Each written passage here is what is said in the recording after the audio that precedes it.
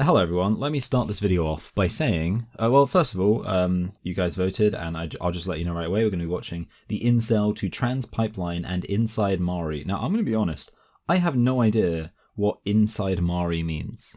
Like, when I actually saw that this had won, I actually read the title that I'd put down as the thing to vote for, and I was like, oh, I made a mistake here, I should have said the Incel to Trans Pipeline by Inside Mari. I was thinking, like, obviously Inside Mari, I mean, it's still a weird name, but that's going to be, like, the name of the channel. I mean, it's not that weird of a name, because it's kind of like, you know, it's like there's the TV show Inside Amy Schumer. So I can imagine someone on YouTube would be like, hey, you know, my name is Mari. This is about looking inside my life. Therefore, I am Inside Mari. But no, apparently that's part of the title. So whatever. Anyway, I mean, the Incel to Trans Pipeline, obviously, it sounds like a very interesting video, but I want to delay just briefly for one moment and say something. I don't know if there's any benefit at all to me saying this, because it mostly just relies on the fact that someone else might know, but maybe I just want someone to understand my pain. So a while ago, I saw someone say, oh, what you need to do on YouTube to do really well is shorts. And I was like, okay, whatever. I don't really have any video ideas. Like, I don't have anything that would work well for shorts, because you have to be consistent, right? That's the thing. You can't, it's not just like, oh, you upload, oh, I just I kind of I like to angle it, so I get my whole bookshelf in. Yeah, it's not like, oh, you can just do a handful of shorts and well done, you did shorts. No, like the whole thing about shorts is it's supposed to be a regular thing, and I was like, I don't have any idea for that. My cardigan is coming undone from the bottom. This is good. Yeah, this cardigan's got a very annoying zipper. Excuse me while I expose my relative state of undress. So I watched these, and I've actually complained about this. I know I've complained about this, because I remember one time I received a comment from someone saying, you know what, Michael, you're bloody right. I said, you know, I watched these alternative history YouTube channels. Obviously, it's an interest. If you see a video called, you know, what if Germany won World War One, you're going to click it because you're like, oh, that's a really interesting question. Yeah, what if Germany won World War One? But there's someone, and I guess I'll just say it. You know, I'll take that shot. Alternative History Hub is the biggest alternative history YouTube channel. But you watch his videos, and one, he spends ages just explaining the background. It's less Alternative History Club sometimes, Hub, and more History Hub. There's no, he'll be like, you know, oh, let me give you about, like, spend half this video just describing the actual history, and then halfway through he's like, but what if things turn out different? But the thing is, then a lot of the time he'll just say, oh, things would have been really different, and it's like impossible to predict. Like, a lot of the time you can basically summarize his videos as, what if this thing happened? Well, this thing would have happened, and then after that, everything else would have been impossible to predict. And I mean, look, I'm as a creative person, I'm very much motivated by a sense of, I guess, judgment, a sense of, oh, that was crap, I could do that much better. Like, that's usually the main thing. Like, it's the reason why I first started doing, I mean, I started off doing response videos, so obviously the whole thing is, I watch someone, I think, that was a crap argument. Let me explain why that was a crap argument. So, shouldn't really surprise you that, yeah, a lot of what motivates me as a creative person is a sense of, that could have been a lot better.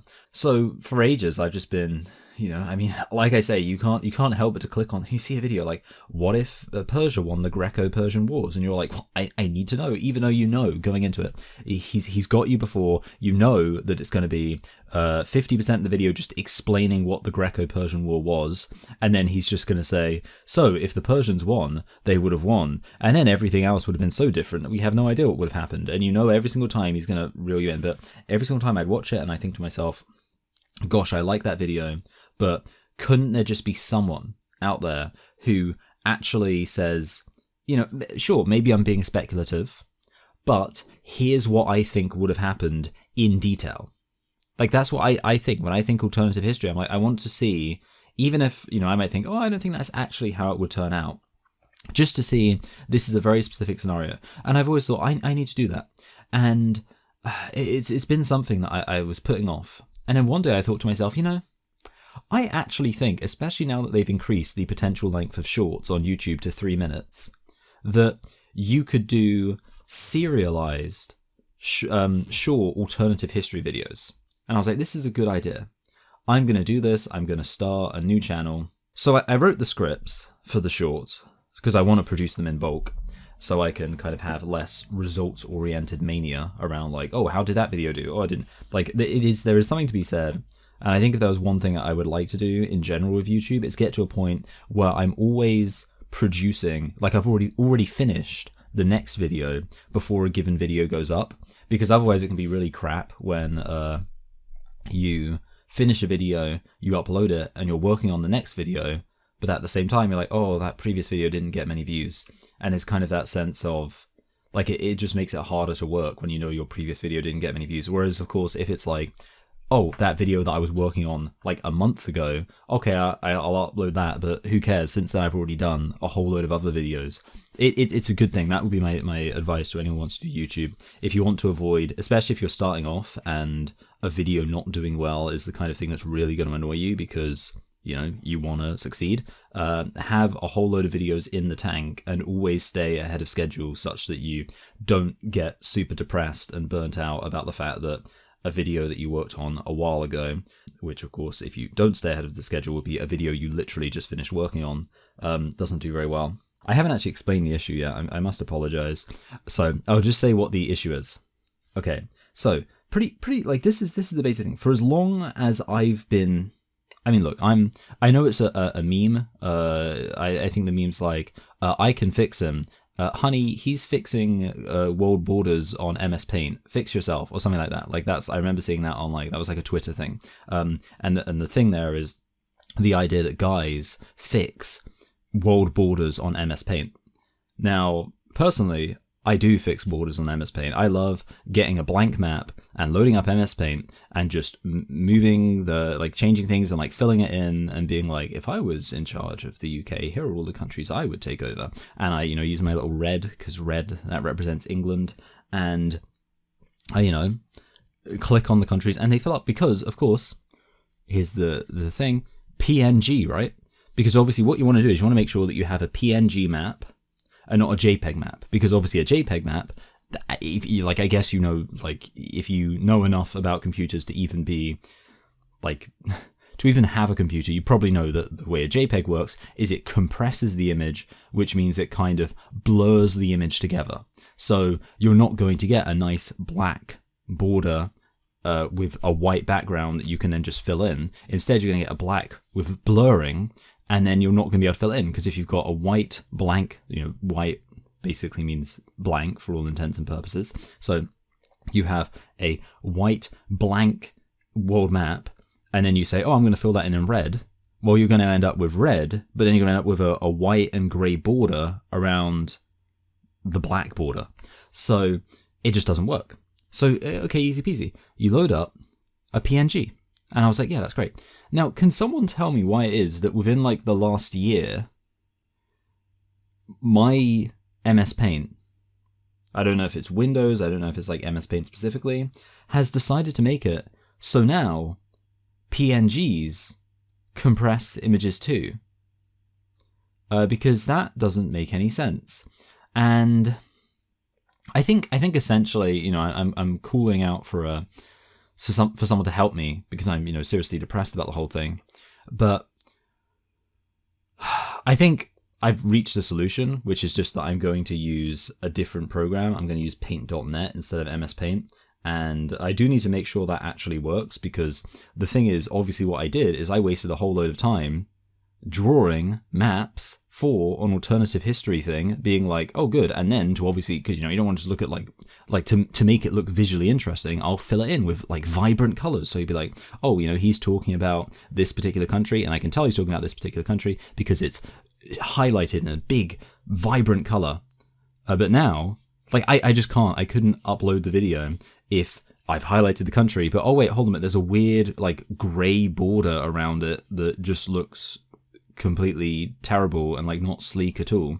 So essentially I'm just going to have to remake the maps. But yeah, I do need to make sure that I actually have established that paint.net doesn't compress PNGs, because it's so weird to me, because it's literally in my head that was the point of a PNG. The whole point of a PNG is that if you have a white background and you just want to draw, let's say, a black shape on it, then, okay, you've drawn that black shape, and then all you need to do is just click the fill button and you fill in that shape. But no, not anymore, apparently. Now it's different. Now it doesn't work like that, and I don't understand why. It makes no sense. Anyway, we'll get into the video. I hope you can understand why I felt the need to complain about this. I mean, to be honest, at some point I was thinking, I have this plan for what I think. I mean, my hope is that this will be, it will get the most views out of anything I've ever done. Having said that, that's a bit meaningless because shorts tend to get more views. One reason I was reluctant to mention it is because I know there's like a thing where if you like have a plan and then you tell people about that plan, then it can sometimes mean that it's almost like you get the sense of accomplishment from telling people the plan, rather than maybe what one should do, which is actually do the plan and let the results speak for itself. Like sometimes talking about a plan can actually be counterproductive to having the motivation to actually do the plan. I mean, what's really counterproductive to having motivation is when you spend ages working on something and then it wastes your life, which isn't the main reason I'm mentioning it now. Just so you know that, like yesterday, I was just confronting, like I was basically just catatonic, confronting the reality that this video that I've been working on, again, in bulk, the whole point was to like get it all done. And I was like, no, I just can't use this. I mean, I realized I didn't like finish the whole thing and then realize that, but I got further than I would have wanted to get, and am annoyed about it. Anyway, we'll jump into this video, the Incel to Trans Pipeline. There was no way we were going to finish this in one installment anyway, because it's an hour long, but we'll see how far we get. The male gender is broken. Let's face it, if you present as male, there's... Why is this suddenly incredibly blurry? Oh, because it's at 480p. Oh, goodness me. That's weird.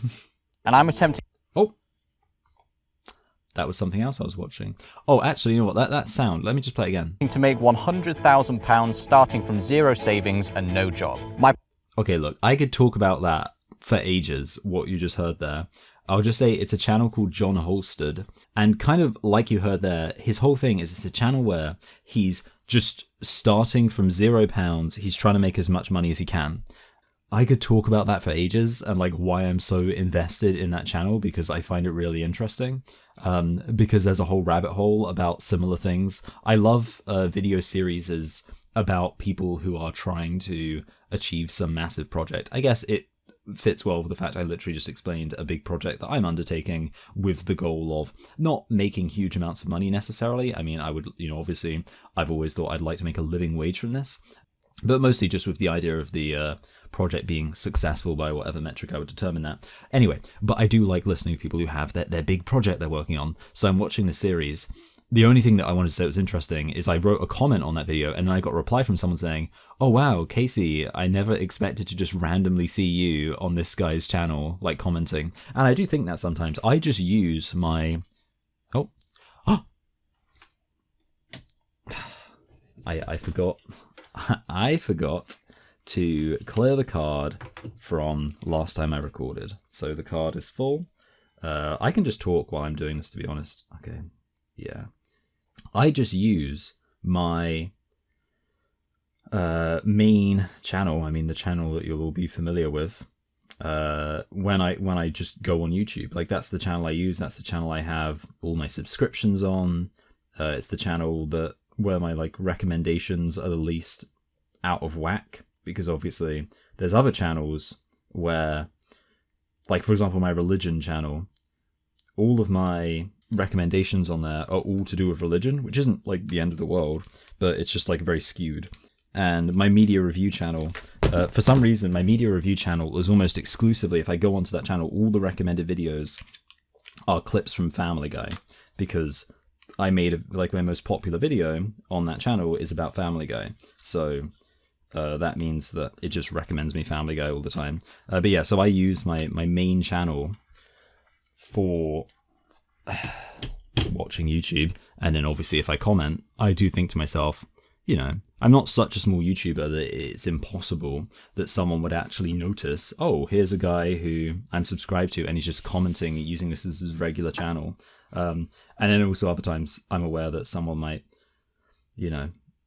hypothetically actually like see my comment and then go onto my channel and then, see what I do. Anyway, We'll actually get this video done. We're 7 seconds in. Love that. There's exactly one personality that will earn you social approval. Chad. Assertive, dominant, successful. No, that's not true. Like, Timothy Chalamet gets plenty of approval. Is he a Chad? Already, false premise. Nobody will be impressed by a male that is meek, submissive, and struggling. Well, again, the problem is there, you're kind of like... I mean, first of all, like, successful. Like, okay, yeah, technically you do need to be successful, that's right. Generally speaking, like, people aren't going to be attracted to someone who isn't successful in general. They're not going to be attracted to someone who's struggling. Even if they are attracted to someone who's struggling, obviously you would rather that person wasn't struggling. What's the crossover? At what point do you go from being assertive to meek? Because in some sense, I mean, I could say that I am assertive, dominant, and successful. I mean, am I assertive? Yeah, like I come on YouTube and I assert my point all the time. Am I dominant? Yeah, reasonably so. I mean, if you ask my wife about like when we're on holiday, for example, I like to plan out the itinerary. I like to say, you know, we've got to be here and here and here. And I'm generally the one like pushing to be like, all right, you know, let's go on to the next thing. So, you know, I take charge there. Okay, so that's dominance. Am I successful? Well, financially, not so much, but actually, you know, the fact that I've got coming up on 20,000 people who listen to what I'm saying, that I'm talking about this really kind of serious issue right now, I think you could qualify that as success. But then, I mean, it's a bit difficult, right? Because then you can say, well, am I meek? Well, maybe. When it comes to, I tend to appreciate like nuance in arguments. I tend to be like, okay, let's, you know, actually consider the possibility I could be wrong on this issue. Am I submissive? Ooh, well, I probably wouldn't say I'm submissive in any meaningful sense. Like I don't usually like submit to other things. So okay, maybe not. Am I struggling? Well, yeah, I think someone could definitely make the argument I'm struggling. I mean, I was just talking about like this little project that I'm doing that obviously matters to me, and like that's just causing all sorts of issues. There's definitely struggle. So in my case, almost all of that applies to me. But I guess the thing is, like I say, if I was to argue one of those applies to me more than the other, it would be assertive, dominant, and successful, and therefore I'm a Chad. But I don't really know. Like, I feel like that's kind of a meaningless thing to say, because all I'm really saying there is, well, I mean, you know, like I feel like it's in a sense, like I could argue almost everyone I know fits that assertive, dominant, successful thing. But it's possibly the only thing that will actually help you if you're stuck being a shitty male with no prospects. So I will say this, I actually, I'm not sure whether or not it's going to be revealed. This is like a quote that's being responded to. The thing about that as like a statement, I actually do completely understand the idea of if you're a man who's really struggling with not being able to perform traditional masculinity, then yeah, becoming a woman would solve probably a lot of problems. The issue is, one, actually, I would argue you're less likely to be a biological male who happens to be one of the tiny, tiny proportion of biological males who could actually pull off looking attractive as a biological female. Because that's the key thing. And obviously, you know, there's kind of like the 80-20 rule where it's like about like 80% of women are considered attractive compared to like 20% of men who are considered attractive. And I think that is generally true, that the perception of women being attractive is much broader than the perception of men being attractive. Like I've had male friend groups where the number of men who would be considered attractive in that friend group is very low, whereas there are female friend groups I'm aware of where basically every single, like even just like average female friend groups I've just encountered through women I know, and then it's like, oh look, they've got a female friend group, and basically all of those women are attractive. So like I think it's reasonable to say that what makes a woman attractive is much broader than what makes a man attractive. Although I think what makes a man attractive can be more varied. So it might be that some women think, oh, if a man's bold, that's absolutely a complete turn off, whereas other women wouldn't really care about that and things like that. So I think that what one woman might find attractive might be radically different from what another woman might find attractive. But the point is, I don't think there's any woman, well, I don't want to say any woman, but I think there are very few women who would say they're broadly attracted to the vast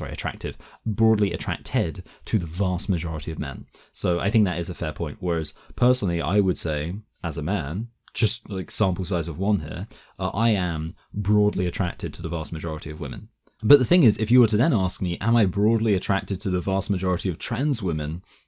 No, absolutely not. So this is like that. Like I would definitely say that there are trans-identified males I can think of who I'm like, yeah, you know what? Actually, it's possibly to their advantage that they are a trans-identified male because they pass reasonably well. They are reasonably attractive as kind of presenting in a feminine way. But that's actually quite rare, and therefore this idea of it as a solution doesn't really work. The other thing I'd say is this kind of reminds me of the people who, like female separatists and stuff like that. I always think that's such a stupid position, because at the end of the day, it comes down to, like, fundamentally, no matter what pros and cons you're going to draw up, it comes down to, do you want to do the thing? Like, if you want to be in a relationship with a man, it doesn't matter what ideological argument a female separatist is going to make. Like, if you want to be in a relationship with a man, you're going to be in a relationship with a man. Same with antinatalism. Like, it doesn't matter what argument someone makes. If you want to have kids, you're going to have kids. I don't buy this idea that people make around, like, serious, like, fundamental life decisions. I don't think people allow themselves to be led by some kind of ideological notion, or a notion that's kind of born out of broad observations about society. So sure, like, you might as a biological male observe that it's really hard to be the specific kind of man you are, and that there's a certain type of woman that you feel you could maybe become, and in doing so that would be of an advantage to you. But let's be honest, it's going to come down to, do you actually want to do that? Like, that's not something you're going to do just because of a kind of pros and cons list. This is an excerpt from a guide written for incels that want to transition into womanhood I found about a year ago. Okay, so I kind of thought that might be true. Like, a lot of the time people like to start their videos off with quotes that demonstrate the idea they're talking about. During this time, my emotions were becoming far more intense. I would cry at stupid and random stuff, but Sounds like a woman already. Anyway, I will say, by the way, one thing I have mentioned, this video has over 1 million views, which makes it, like, that's pretty significant. I mean, obviously, like, ContraPoints and PhilosophyTube and all those people with all the production values and stuff, they have millions of views. But, like, this kind of seems like a video that could actually have very few views, considering some of the other videos I've responded to. crying does not feel bad. It feels good. Oh, the other thing I should say is I don't know yet whether or not this video is, like, pro-trans or anti-trans. There was, like, a comment said, which I didn't react to at the time, but saying basically, oh, it was bizarre seeing trans ideology fused with incel rhetoric.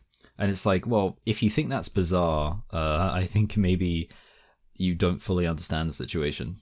It was almost like hormones were dumbing me down enough to where I could enjoy life. I was starting to get a feeling almost... This just sounds like sissy fetishism. Like, basically you're saying that you're being stupid and that makes you happy. That's like a very common, like, fetishy idea of how to understand being feminine. That you become feminine and your mind becomes like all pink, fluffy rainbows and kittens, and that makes you happy, and you're better off just not thinking about things. I mean, it's kind of like the logic of just give women a load of drugs and maybe even a lobotomy, because they're, like, thinking too much and that makes them sad. It was magical. The cuddles were even better than endless orgasms. Can I say this? So, like, the comment being made there is, like, that this is some radical, like, tonal shift between the two things. I actually don't really buy that.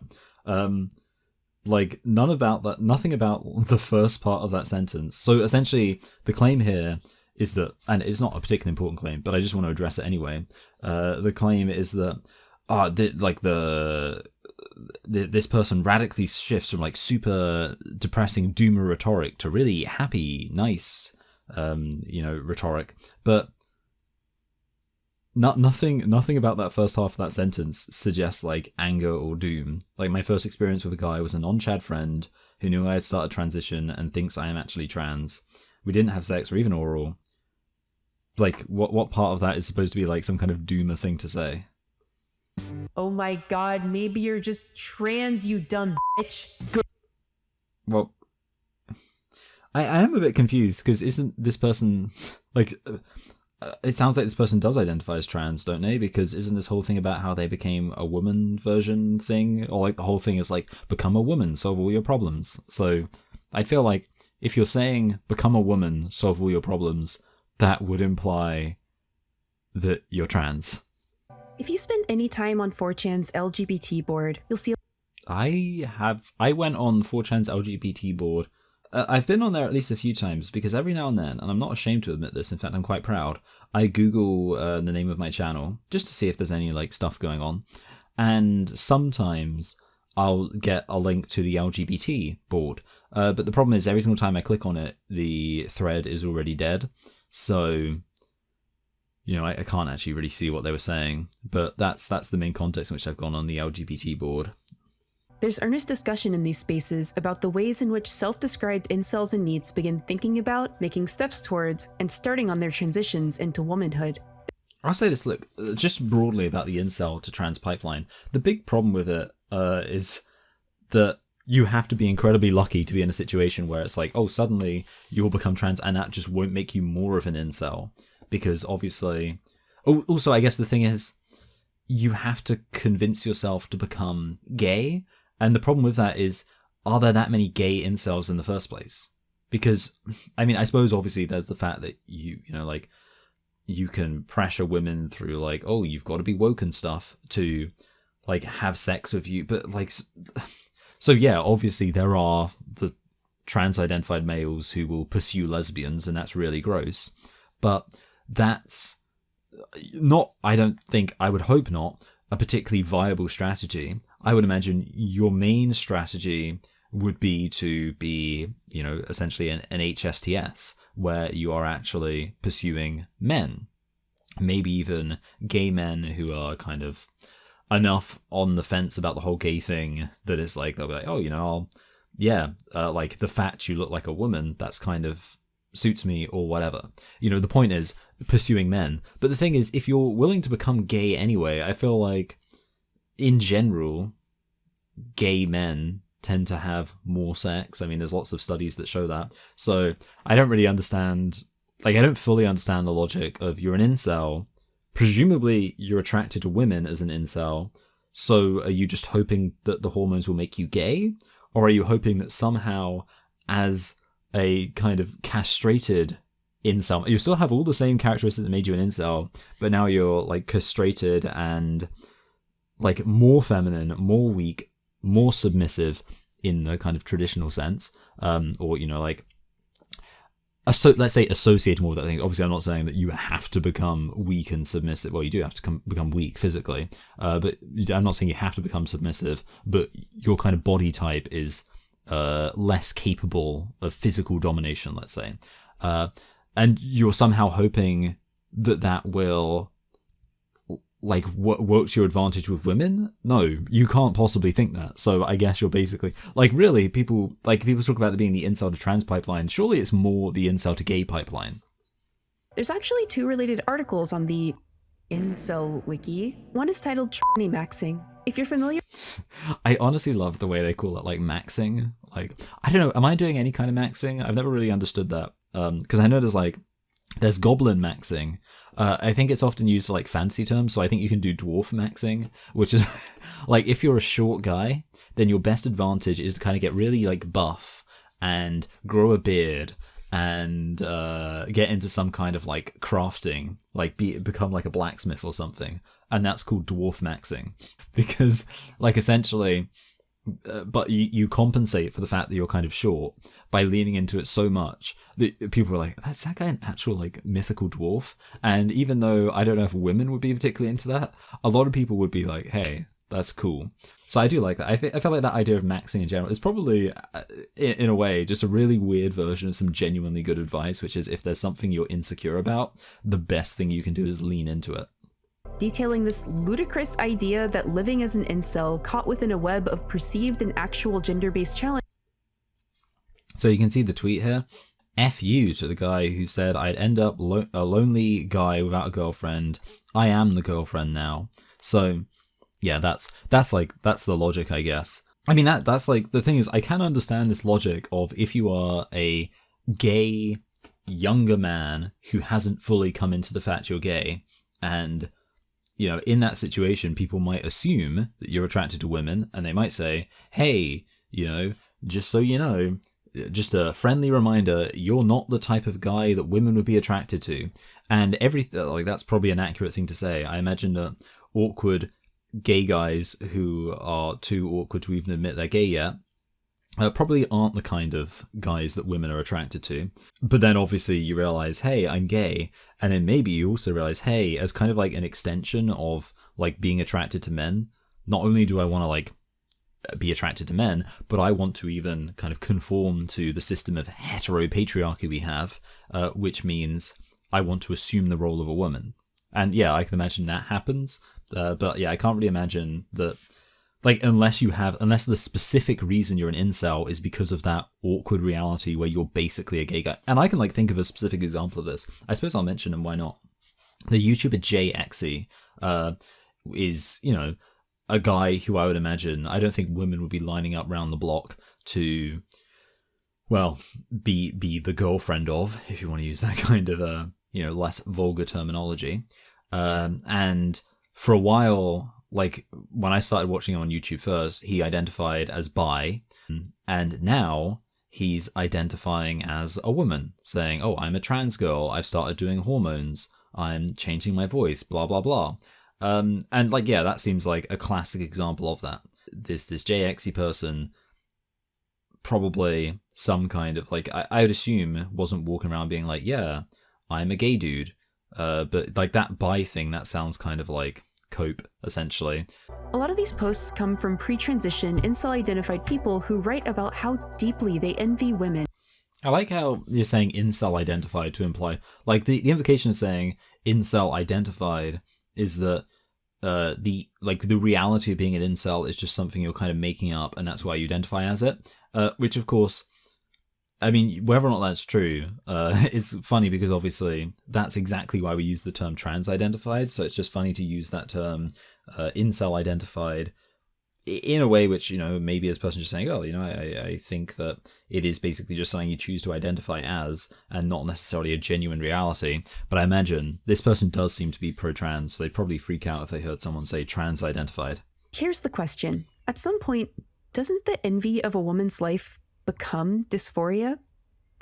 Yeah, I mean, I think there's more to it than that. It's also just the fact of, you know, what did we hear?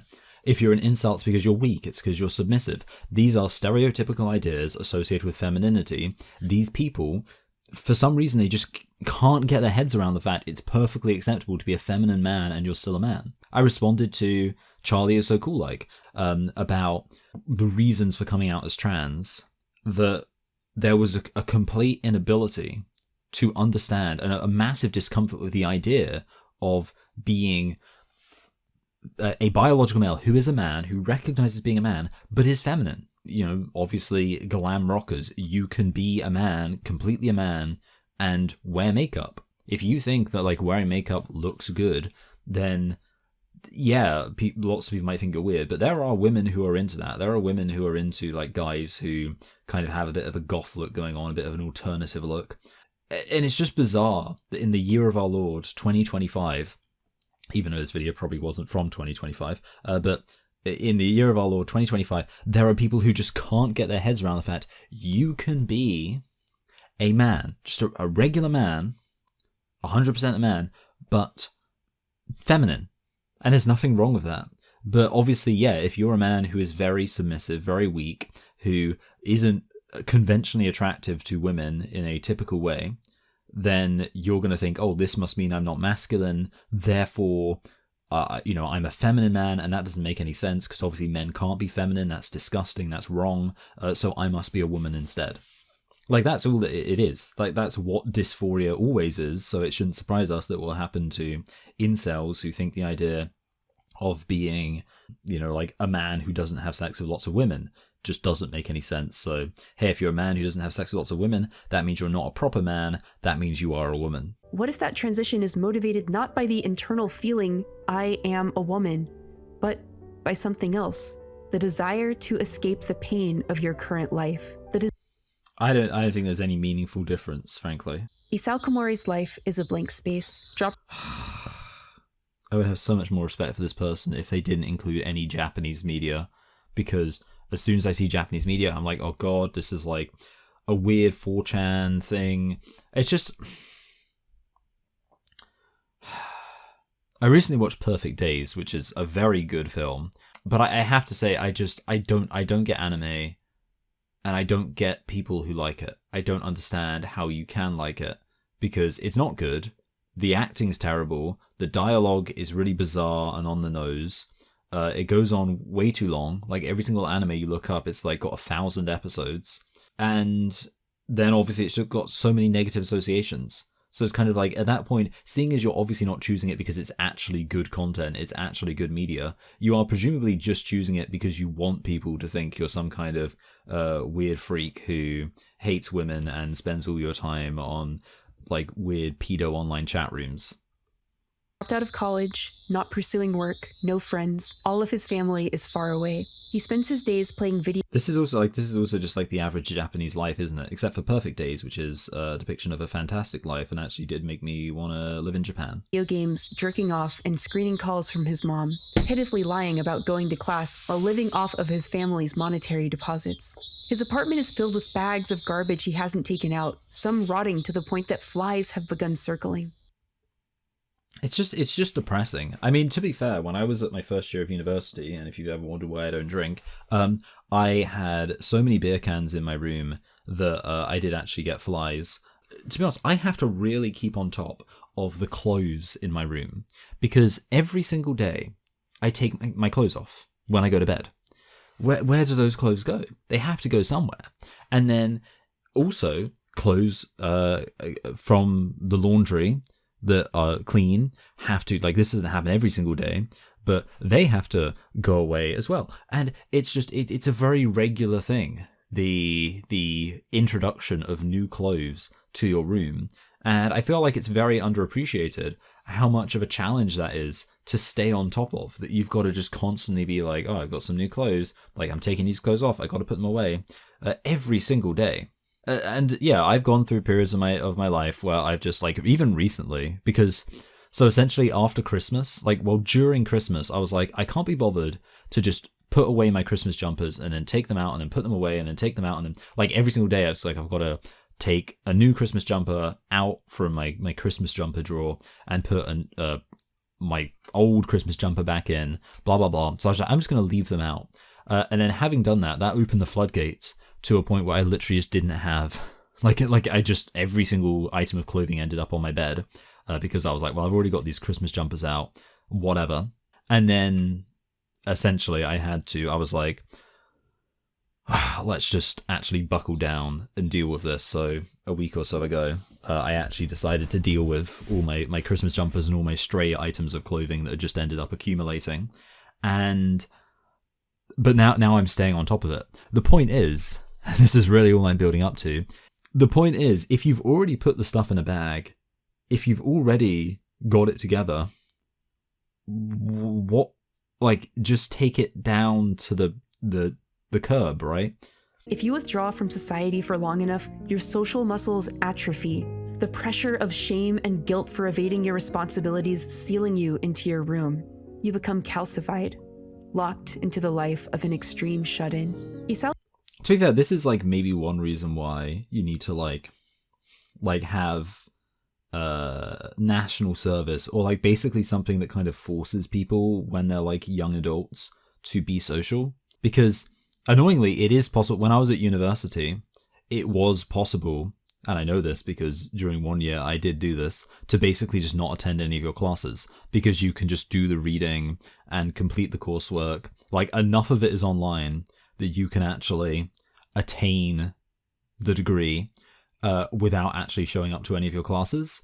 And I did that pretty much for, well, no, I never struggled to make friends at uni, but I mean, I did have friends because, like, actually, to be fair, like, I was staying in my house and I had housemates and I spoke to my housemates every single day, and I had lots of, like, fun, sociable times with my housemates. And indeed, I actually went out clubbing and stuff like that. I just didn't see the point in going to the class itself. So I can't really relate to that guy's experience in terms of, like, the aspect of not making friends, but I can relate to being like, like, once you skip one class, then it's like the next time it feels easier to skip that one too, and eventually it's just like it becomes a point where it's like it's weirder to imagine you would go to class. So yeah, I did do that. And I feel like that is something which you need to stop people doing, because I think having like an obligation where you actually have to physically, because even though, I mean, my grades weren't terrible, my grades did suffer, not necessarily because I think the class was even that useful, but just because essentially what that communicates is an absence of discipline. And if you can't be bothered to discipline yourself to actually physically go outside and go to a class, are you going to be able to be bothered to discipline yourself to do as much of the reading as you should? Like, yes, you can do as much of the reading to still pass the class, but I mean, the way I look at life, this is my life advice, this is my Jordan Peterson moment. Everything's about discipline. The entirety of your life is just summarized by discipline. It's like the bloody clothes I just mentioned.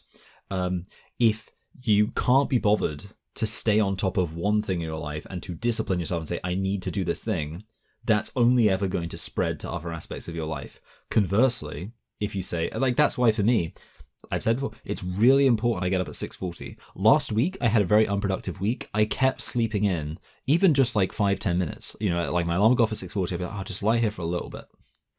And then, you know, maybe it was 6:45, 6:50, 6:55. But like that tiny bit of lying in threw off the whole day. And more to the point, if you start your day off saying, oh, I have this thing that I could do, I probably should do, and there's no disadvantage to doing it, but I don't really want to, so I'm just going to let myself, like, just not do it. Like, that immediately is going to affect the rest of your day. So there we go. That's my belief. A high school-aged girl whose singular beauty strikes him so deeply that he So he's like a pedo too. begins following her. He develops this quiet, intense, nauseating fascination with her. Ugh. That's the other thing. I don't understand, like, adult men who develop crushes, I just think is bizarre. Like, I cannot understand that notion of having, again, especially since, as we've already established, if you're like a normal dude, you should find the vast majority of women attractive, so I just don't understand, like, being like, wow. It offers some sort of antiseptic to his life. College, my mom, Oh, God. This is very cringe. employment. We can forget reality altogether. That was like reverse ASMR. You know how, like, with ASMR, I'll include, you probably just saw me shiver so hard that my headphones fell off my head. That was because that like weird like sound of like, it genuinely like sent a shiver up my spine. Oh God. And then, one day, he wakes up as her. This is the inciting incident for... That's actually quite interesting, to be fair. Like, that's a fine premise, and I wouldn't mind watching that as a movie. So there you go. I say as a movie because, like, I need it to be made by, you know, like a Western production company that actually understands how to make, like, genuine art, like stuff that's actually good and entertaining and, you know, written in like a normal way where people talk like actual human beings. Inside Mari, Shuzo Oshimi's dark inversion of gender swap stories. And this manga, for me, is an artistic... Sorry, what do you mean dark inversion of gender swap stories? What's like the non-dark version of gender swap stories? Because when I hear gender swap stories, I mean, like, I'm thinking of it, there's like the movie She's the Man, but that's not about like a woman who actually turns into a man. It's about a woman who pretends to be a man. So that's not like I wouldn't call that gender swap stories. I mean, like, I assume when you say, like, based on the fact that's literally about a man... I mean, it's not really gender swap, is it? It's sex swap. A man physically turns into a woman. When I hear that, I can't think of any, like, non-dark version of that. I mean, mostly I'd be like, isn't that mostly just, like, a premise for, you know, basically a fetish, like AGP? Isao spent much of his time separate from, but obsessed with, women's bodies. His connection with women at this point in his life is purely... I actually watched a really interesting video the other day called Men Can't Masturbate. I don't really know exactly what I'd make of it, but it was essentially... I think essentially what it was saying is that men can't see themselves as innately sexual, and therefore their sexuality always has to be projected onto women. Which, I mean, obviously that's a generalization. I feel like there is probably a grain of truth there, but I also am like... I don't know exactly how true the inverse is for women in terms of like how much women like I mean, I don't know, I'm not a woman, but yeah, I think there's kind of an argument there of, yeah, men don't view themselves as objects of sexual arousal. They view women as objects of sexual arousal. Yeah, whether that is true in inverse, I'm not sure. But yeah, it just so happens I watched that, and it's, it was like homework for this video. Is impacted and swayed by his pent-up sexual frustrations and years of isolation from women his age. Okay. I don't know what I would do if I woke up as a woman. Like, this is like I'm just thinking to myself, like, if I woke up as God, oh God, like I'm just thinking to myself, because the premise of the movie or the story is, if you woke up as a high school aged girl, what would you do? And I feel like my first thought would be, well, I'd probably just enjoy like being really wicked smart, because like, I mean, it's kind of crazy, isn't it? Because in some sense, I don't feel like you have to learn something between high school and, becoming more decidedly an adult. But I also feel like it's kind of impossible not to. Also, it's like something I like think about. Isn't it weird that when you're like a high school aged kid, you are just like naturally socially awkward, and and then you just grow out of it again. Like, obviously some people don't, but it's just really interesting to me that I remember as a high school aged kid just having a sense of social awkwardness, and then just becoming an adult, and it's kind of like a magic trick. Like, when I was a kid, walking up to a cashier and being like, oh, can I buy this, please? Thank you. It was just like horrifying. And I don't think that's like again, I mean, I was not an unpopular, like uniquely socially awkward or nerdy kid by any means. I think like even the cool kids at high school have just a natural social awkwardness, because it's something you mature into. But as such, I feel like you would have so much swag. Again, if you're like just I shouldn't say normal, but like if you're like a kind of typical person who, as you mature, you become more comfortable, more confident, which I feel like is a typical thing to do. That, as you become like middle-aged and older and stuff like that, you become more sure of who you are. I feel like if you became a teenager, you would just have mad riz. You would have skibbity riz. Groping and ogling Mari's classmates. No, that's something I wouldn't do. It isn't just Isao Mari who's gazing at his classmates in a voyeuristic mixture of anxiety and fascination. By the way, I'm actually I'm annoyed at you for making me watch this video and the people who voted for it. Mostly because I'm now realizing, like, most of this video is just talking about this anime, and as such, I don't even blame myself, for not thinking about the art, because there are no arguments. All I'm doing is sat there thinking, man, being transported into the body of a teenage girl. Isao Mari is one of 3 main characters in the series. The second is Yori Kakiguchi, one of Mari's classmates who's obsessed with her. She immediately catches on. Why is everyone obsessed with everyone? What? Why is everyone just a weirdo? Why does that have to be the case? Is no one normal? And it immediately became clear that Mari was not inside of him. It wasn't a simple body swap, so where did Mari go? Okay, this is good. Okay, I'm happy about this. So essentially, the incel guy is still around, but not controlled by the woman, which is fun. An illustration implying that Mari stalked Isao, all leading to the growing sense that Mari was obsessed with the idea of Isao, someone who lived free from the intense pressures of her world as a teenage girl. Right. Is this genuinely saying... That sounds like pure cope. Is this genuinely saying that, like, a popular, presumably reasonably attractive, like, high school girl was obsessed, like, unironically obsessed with some random weirdo, like, unwashed loser that she met at a convenience store? Is that what this is suggesting? Received forceful advances from the boy dating Mari's best friend? Oh God, yeah, okay, that would not be, like, I would not be down for that. Oh God, man, this is way too, like, that's too much. Like, it feels like just, I don't know why someone would, like, I mean, I guess, you can explore all potential facets of the human condition, but I just don't know why someone would write a story about a guy going into a woman's body and then being set upon by another dude. And it is in the following volume that we get the autogynephilia scene. Hasn't all of this been autogynephilia? he finds himself in Mari's room and then looks in the mirror and sees.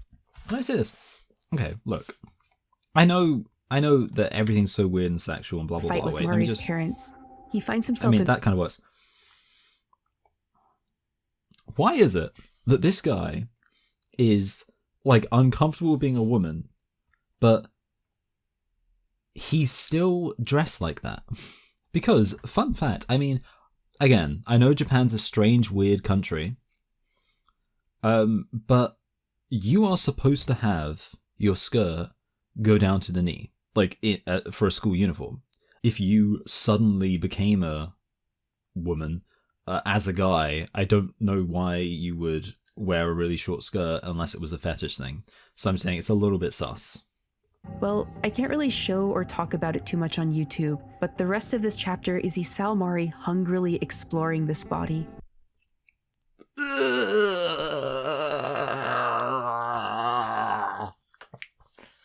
No, thank you. Don't need to be doing that.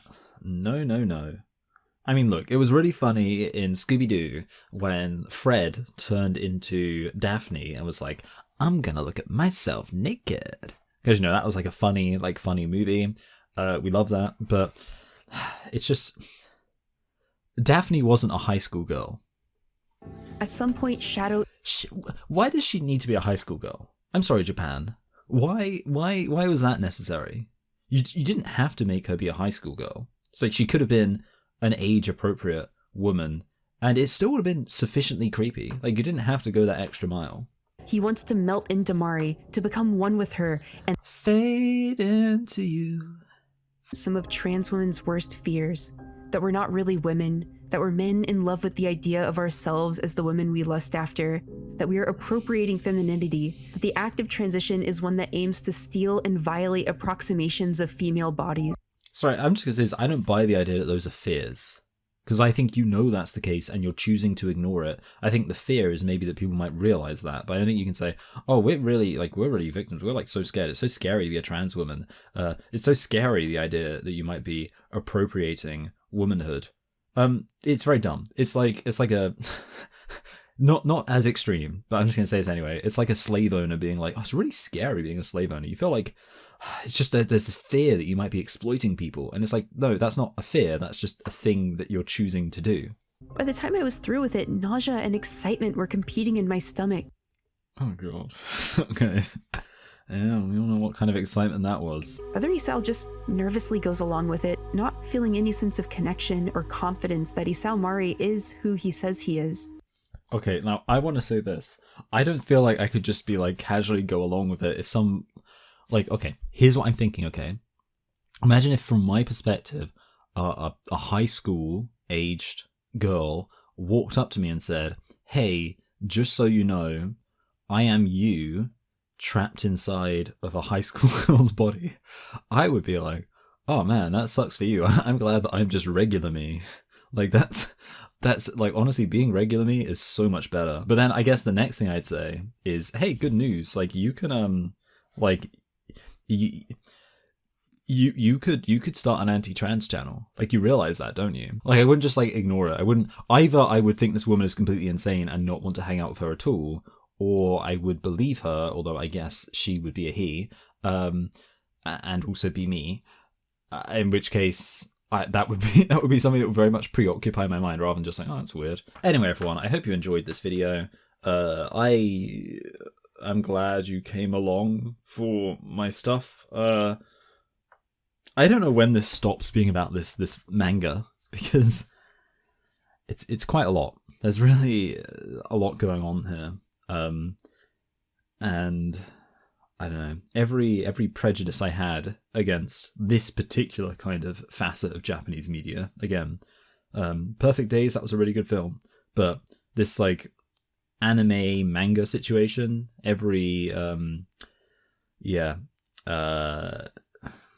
prejudice I had is being confirmed. Alright, see you all next week. Bye!